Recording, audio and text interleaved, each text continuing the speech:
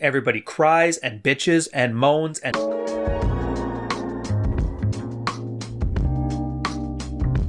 What is it we do here on the Red Pill? We swap notes. Now, I'm sure a lot of people have heard all kinds of different stories about us, so I'm here to give you a glimpse inside the locker room. Who am I? I'm Ryan. I used to be one of these guys. Just like you, I was good with women and relationships, but I wasn't great at it. And when hard times hit, things got tough, and it turns out there is nowhere for a man to go to solve these problems and learn to thrive. So, we built this space based on the experiences of hundreds of thousands of men just like you. It's men swapping notes, iron sharpening iron. Welcome to the locker room.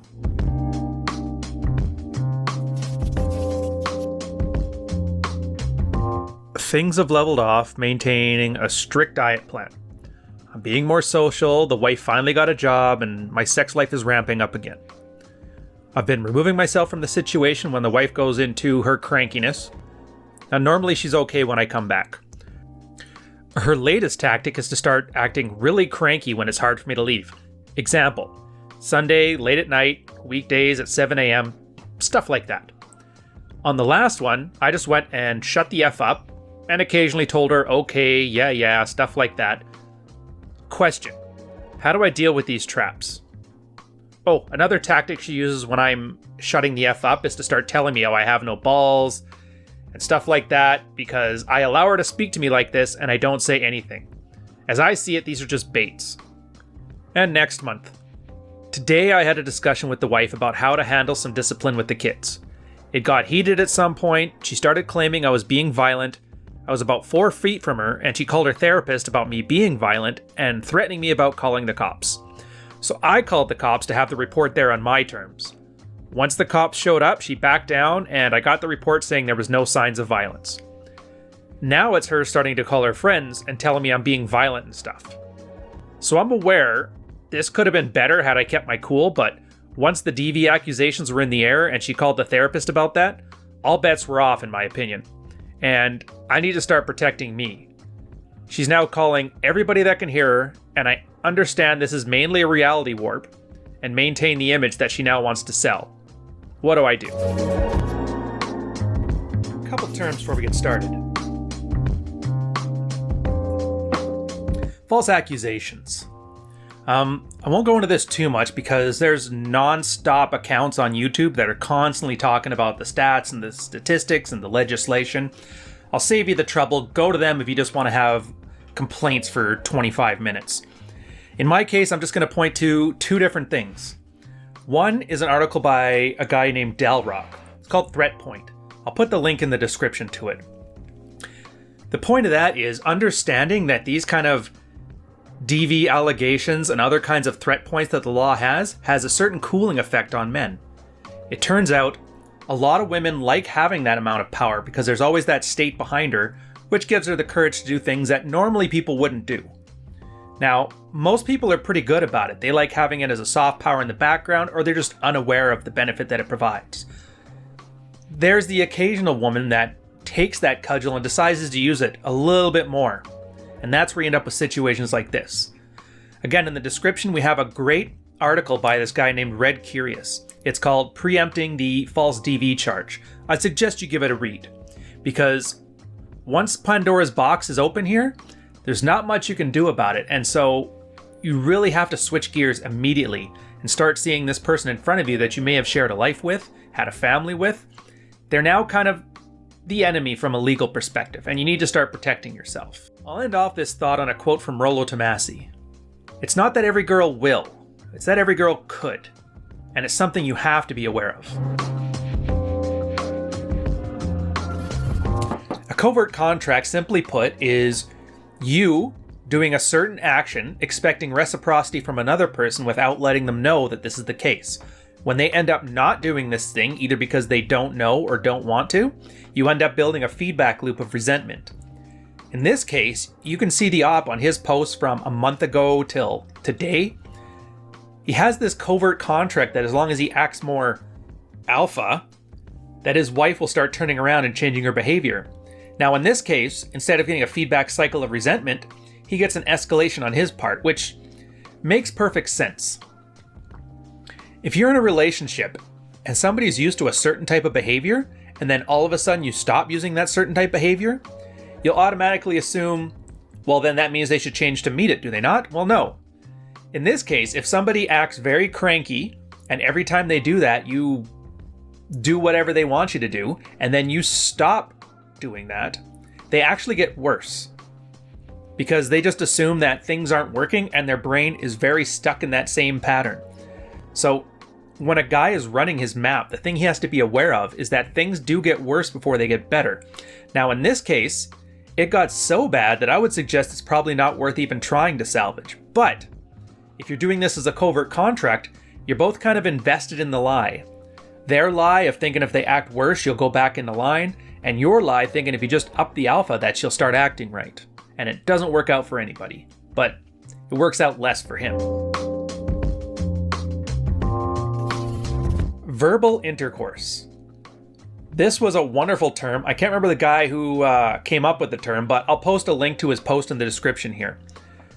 This one's about considering just because a girl is talking to you, whether it's your wife or your girlfriend, just because they're talking does not mean you're obliged to converse with them. A good way to conceptualize this is thinking about going into the bedroom and you getting shot down. That's fine. Normally you would just do that and move on. Imagine the kind of guy then who just drops his pants and starts chasing his woman around the house, constantly nagging him for sex. Obviously that doesn't work. It sounds fairly creepy, and I'm pretty sure it could be illegal. Why is it any different than when a girl wants a conversation with you and you refuse to, that they start berating you for it? It's the exact same thing with the gender swapped. So you have to understand, verbal intercourse is optional. And you giving it away like that just shows you really value your boundaries and your self-respect all too little. My advice for this guy, take it back a little bit. Let's take it to that first post that was a month back. The advice for him there is pretty straightforward. He just wants to know how to deal with verbal traps, and shutting the F up is a great solution for a lot of it. If you don't know what to say, saying nothing won't lose you any ground. The problem with that is he doesn't really follow through with that. The idea is he's trying to enforce a boundary. And by enforcing a boundary, you remove your attention, your commitment, and your affection. In this case, he's being quiet, but he's not removing his attention. He's just standing there like a dope, asking to be punched around like a punching bag, and sure enough, that's exactly what happens. Him being quiet should have been a very strong indicator that the next word's out of her mouth and he's out of there. Unfortunately, he didn't really get that far into the reading, so we are where we are. As for the second part though, once you get that DV Pandora's box open, there's not really much choice in putting it back in. Girls love to change the narrative. In her mind, she believes wholeheartedly that he is as bad as she's telling everybody. But here's the problem. She's getting ahead of the narrative. She's telling everybody, and she's planting it in everybody's mind that this guy is evil. DV charges incoming. And yeah, sure, the cops, from his sake, he did some of the best things there to keep himself from ending up in prison for no reason. But once that well is poisoned, I argue there's really no reason to go back. And I think this is why you need to avoid the covert contract here, because his job is to fix himself, to be the kind of man that can get the things that he wants out of life. And in this case, the girl went from being a hindrance to a threat. So I would argue at this point, definitely go talk to a lawyer, definitely work on your exit strategy, and I would not trust this person around me anymore, because all it takes is one more errant word and this whole nonsense starts all over again. And then the question is, what's in this for you? As a man, when you see these things, there's two responses you can have.